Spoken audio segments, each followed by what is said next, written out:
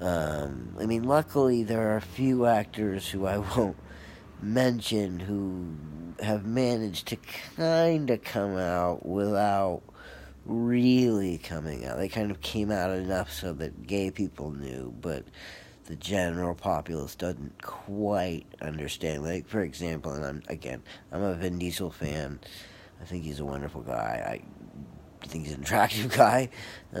But he did a press conference one day where he basically said, when they asked him the sexuality question, he said if I answered that, it would be front page news tomorrow. Now, it would only be front page news tomorrow if he was gay.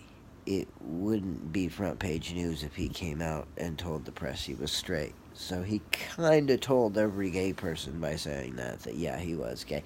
It's kind of odd. He probably one of the most easily married guys in the world, and yet he has kind of a baby mama that he kind of pays to take care of his kids. So you gotta, and he surrounds himself with lesbians. So, and I think him and Paul Walker may have had a little thing, and I think it's sad because he was so devastated. I felt so bad for him. God, that sounded terrible.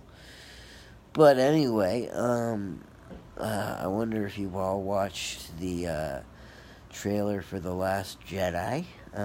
Pretty intense. Like, I had no idea they were gonna. I knew that they were gonna question whether Jedi should still exist, and I guess they're not. But I wasn't really prepared for them to actually show what I believed was gonna happen anyway. And one of the things that I can do, simply because I have a degree in drama and I've just watched so many movies and seen so many plays over the years, that after a while, you kind of know how things work.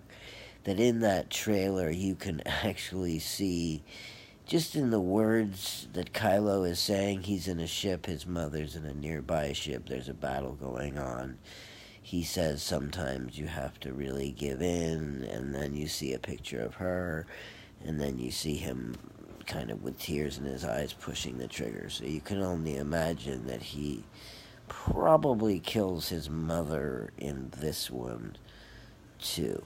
So that's probably why, when the studio found out that Carrie Fisher had died tragically, that they weren't so worried. Their reaction, I remember at first I thought, you should at least consider using her as a computer. I'm sure she wouldn't mind. She did sign on. But out of respect, they said no. And the reason that I think it happened so quickly, and it was announced very quickly that they were not going to they were not going to try to recreate her, or that she was just not going to be in the third movie. Well, I thought there's only one way that can happen, and that's if she dies. So it looks like that's going to be the event of this movie, is that Kylo kills both his parents, and maybe Rey joins him, and maybe it's Luke who comes and finally shows them both the way in the third movie. I do have to say that I'm a little taken aback by the firing of Colin Trevorrow, or I'm not sure if that's how you say your name, Colin. I know you're on my friend list. I'm really sorry, bud. That, if it was because of artistic differences, which is what it says in the media, don't fret so much, bud. That's not nice. You don't go around. If you have a difference of opinion with someone over artistic differences, you don't publish all over the world that you weren't artistically up to a Star Wars movie when you just produced a very well received, very, updated and relevant Jurassic World movie. I mean, if you can pull off a movie like Jurassic World, I'm sure you could have pulled off that Star Wars movie. I'm sure it was something else. And for them to question your talent kind of makes me feel bad, just as a Vermonter, because I know you live here. So I'm real sorry that happened, dude. And, hopefully you'll get something better in the future. It sounds to me like J.J. Abrams was just trying to micromanage everything, kind of like Lucas did. It's kind of funny. But anyway, I do have a connection at the UN who is telling me that if you want to give money to the Puerto Rican people in need of aid, now what's happening is, well, first of all, the Jones Act, which Trump very surprisingly repealed for 10 days, which is really unfair. I don't know how many of you know it. It's basically the most ridiculous thing. Puerto Rico is basically a state. The reason they didn't achieve statehood is weird, to be honest with you. But they basically are American citizens. So the question is, why is it so difficult for us to get supplies to the internal part of an island that isn't really that big? I mean, we got to Banda Aceh within minutes, and we're seemingly having trouble. We've got all this stuff sitting in the ports and literally no way to get it to the villagers who are alive and in trouble inland. So, and keep in mind now that right now there's a lot of stagnant water in Puerto Rico. So if you're looking to help with immediate crises, first of all, remember there are charity fakers out there that will look like really relevant. What I would do is type in the URL, your Uniform Resource Locator, that's web page address. Type it in yourself to your browser. Go to un.org. You'll see 100 organizations. You'll see what they're doing, how much of their money will go to help the Puerto Ricans. That way you don't get scammed, and your charity money doesn't get pocketed by some criminal. But the places that need money are transportation, getting stuff, things like helicopters or even like trucks and stuff that can get through rough terrain. Anything that can get through terrain that isn't easy. Maybe even one of those like like hovercraft. I don't know. I don't know what the topography of Puerto Rico, but the basic problem is you've got all of these medical supplies, food, water, everything they really need in the ports, and they're just having trouble getting it inland. So the charities I would support are the ones that are doing the transportation. I would write to your senator and say maybe we need to allocate a few more helicopters down there just to make sure these people are just at least getting drops of water. Some of them are drinking bad water, because stagnant water is probably the biggest danger that no one thinks about.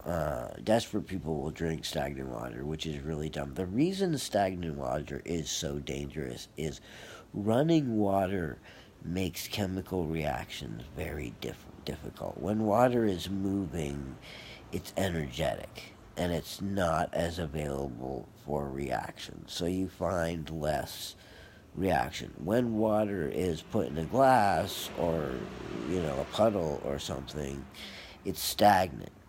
And then things can grow really fast. I mean, you'd be amazed how fast bacteria, just from the air dropping in and from whatever was in it originally, that can grow. So stagnant water that's gone on for weeks is definitely got some pretty nasty bugs in it. So these people are going to need bug repellent, especially mosquitoes.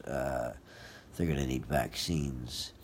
They're going to need potable water in great big supplies. And they're going to need dysentery and cholera treatments. The CDC and the WHO went nuts when they found out that cholera was breaking out in Yemen. And it's simply because, the conditions there are so rotten and the water is stagnant. And stagnant water gives rise to cholera and typhus and all kinds of things. And the last thing we need to happen right now is some kind of super cholera being created and released into the United States. Keep in mind, Puerto Rico is part of the United States, which means there's going to be a lot of people going in and out of Puerto Rico, which means any disease that takes hold in Puerto Rico is more than likely going to make it to the States. And keep in mind, those kind of disasters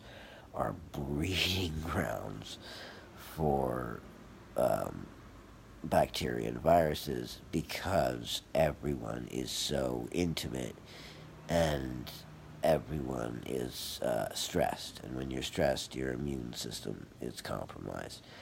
For those of you who are trying to keep your immune system, I would recommend not overdoing it. A lot of times people think that it's a good idea to just take as much vitamin C as possible. It's not true. There's a thing called, in chemistry as well as economics, called the law of diminishing return.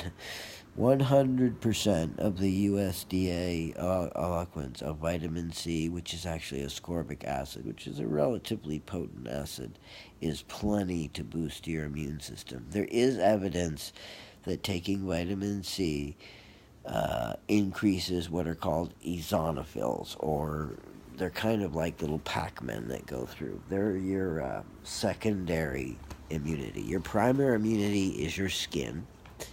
Your second immunity are these things called macrophages and eosinophils.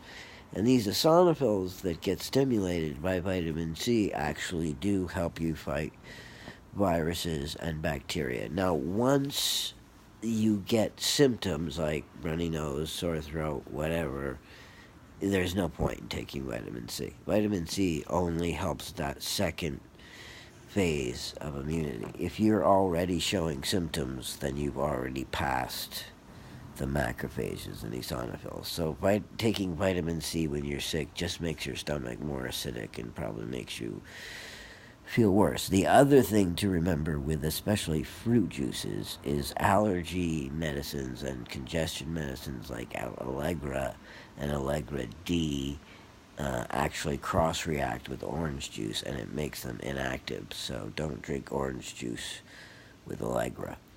And keep in mind, anything with a -D has something called pseudoephedrine in it.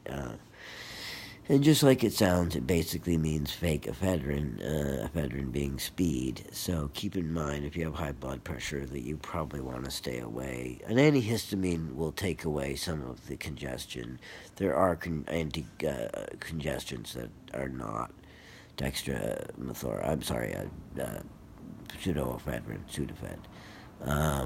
It's kind of what crack's made of. So, you've got blood pressure, you're just panicky like me, just go for the Benadryl, the good old Zyrtec works well. Zyrtec is good because it helps you sleep at night, and then it works all day long, so you only have to take it once, and it has very little side effects, doesn't cross-react, and it down-regulates quite a bit. The other thing, too, is just remember, keep your hands from your eyes and from your nose. You actually make yourself sick. It's called food, feces, flies, and fomites.